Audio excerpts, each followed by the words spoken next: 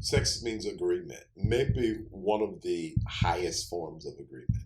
Because I've been through some dark spaces when it comes to sex, when it comes to witchcraft and understanding how easy it is to tie your soul up, I understand the power of agreement and the power of covenant. So sex means covenant. Now that don't have to be that deep. You can go buy a whore and come into agreement.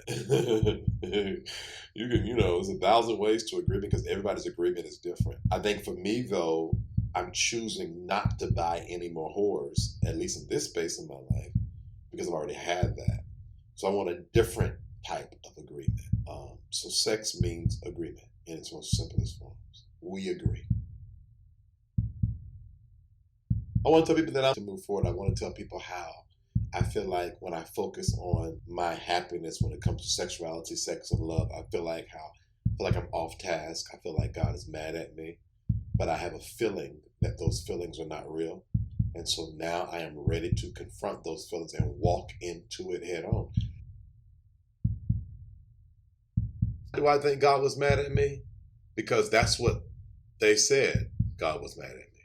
I almost walked away from the thing that I love the most, which is my spirituality, listening to people talk about what God wanted or did not want for my life.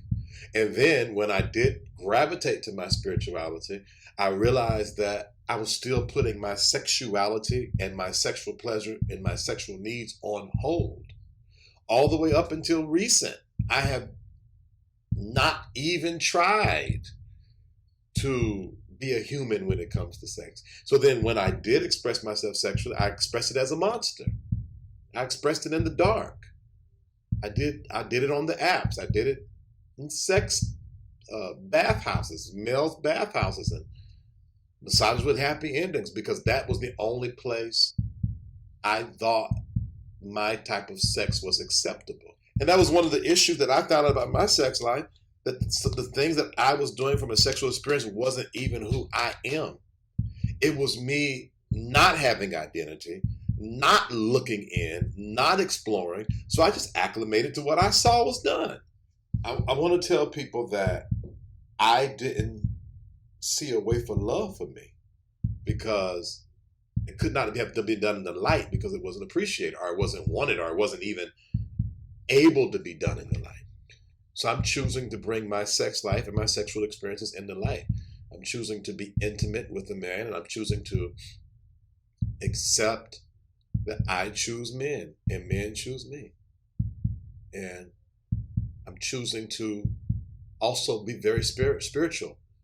And I'm choosing to not be like a lot of the affirming churches that are highly spiritual and just raunchy. I'm choosing to be prophetic and intercessory and authentic and fall in love and be caring. And I don't want to be like A-B. I want to be A and B. I don't want to be A today and B tomorrow. I want to be A and B. And I feel like I can be.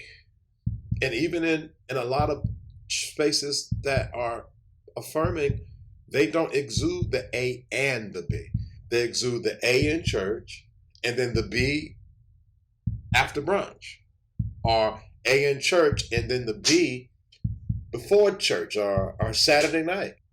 Which makes me feel like you haven't truly evolved. You haven't truly grown. You just found a space that ain't gonna make you feel bad, but you don't even know who you are. And I think a lot of people are out here having sex, especially if it's not heteronormative, simply because of the way they're having sex, they're having it based on how they think it should be done or how they see it should be done.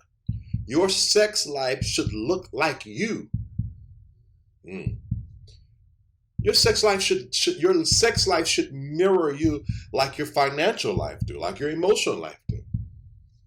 So you all off the chain when it comes to how you tell people off, but then you're conservative when it comes to sex, or vice versa. You're like conservative. Nah, I think there's some freak, let's say lady on the streets, freaks in the sheets. I ain't talking about that, but I'm talking about the A or the B versus the A and the B. So that's what I want to do. I want to give people permission to bring their sex life to the light. And that takes ownership, and that takes embracing who they really are, and not suffocating. I believe that if there's any part of yourself that you are suffocating all of yourself.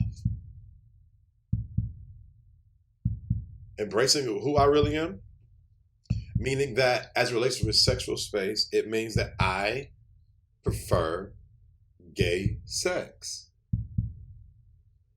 And I'm just going to simply embrace that. And I am really a lover. I am really intimate. I am really a toucher and a filler. And though that is not always, so those two things, gay sex and intimacy, are not always shown, it doesn't mean I neglect that because it's not easily accessible. It means I stick to my morals and I stay authentic to myself, and I don't accept anything other than what I truly am.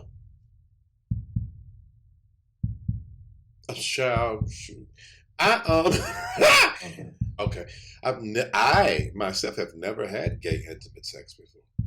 I've had sex for many different reasons, but it wasn't intimate. And when I say intimate, there was some very passionate sex, but I wasn't into the person, or rather, the person wasn't into me. Like I think a lot of time, I think intimacy comes when the into of each other are aligned. And then there is this intimacy that comes from it.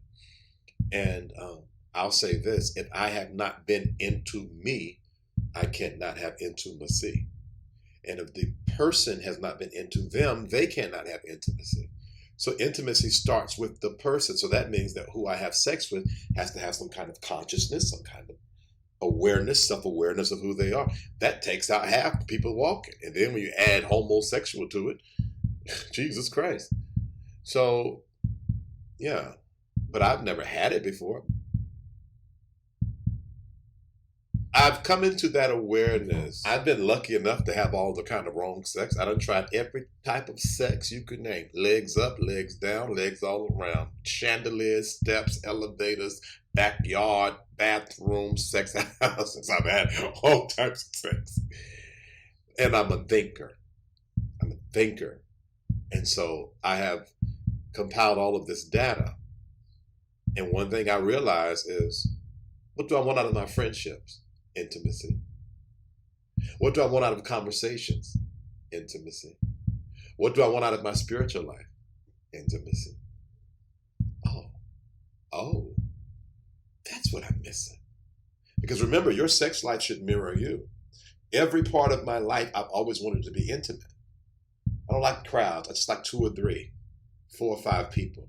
The kind of friends that I wanted were like intimate friendships. They were close. They was knit. So that is where I am drawing this data upon which I want. Or that's where I'm drawing the data from which I want is I require intimacy in every area of my life. And so, and then I think this knowing inside of me as well. This burning. I'm very insightful and I'm very prophetic. And I got this knowing inside of me that this is what you need. And a lot of these things I learned about intimacy because after pornography and masturbation, I felt empty. After I'm talking about great sex, I still felt empty. What is, it wasn't intimate. Yeah, so that's how I know.